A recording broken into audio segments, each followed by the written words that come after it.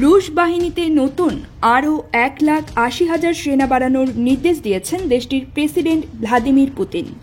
ইউক্রেনে সামরিক অভিযান শুরুর পর এ নিয়ে তৃতীয় দফা সেনা বাড়ানোর নির্দেশ দিলেন তিনি। এর মধ্য দিয়ে দেশটি হতে যাচ্ছে বিশ্বের দ্বিতীয় বৃহত্তম সেনাবাহিনী।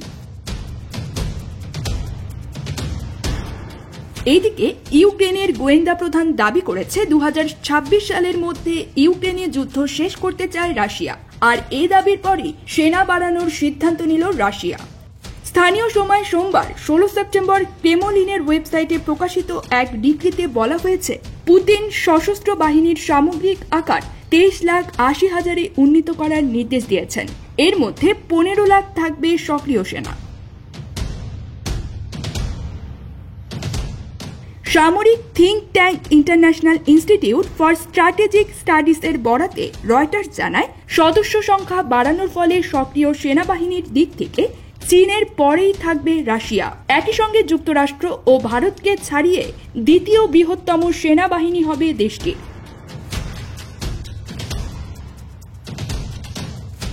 রুশ পার্লামেন্টের নিম্নকক্ষের প্রতিরক্ষা কমিটির চেয়ারম্যান আন্দ্রেই কার্তাপোলভ বলেছেন, আন্তর্জাতিক পরিস্থিতি ও আমাদের সাবেক বিদেশি অংশীদারদের আচরণের সঙ্গে সামঞ্জস্য রেখে সশস্ত্র বাহিনীকে ঢেলে সাজানোর পরিকল্পনার অংশ হিসেবে সেনা সংখ্যা বাড়ানো হচ্ছে।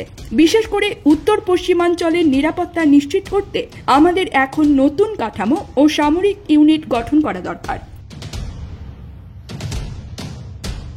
2022 সালের ফেব্রুয়ারিতে ইউক্রেনের সামরিক অভিযান শুরুর পর থেকে পুতিন তৃতীয়বারের মতো সেনাবাহিনীর সংখ্যা বাড়ানোর নির্দেশ দিলেন।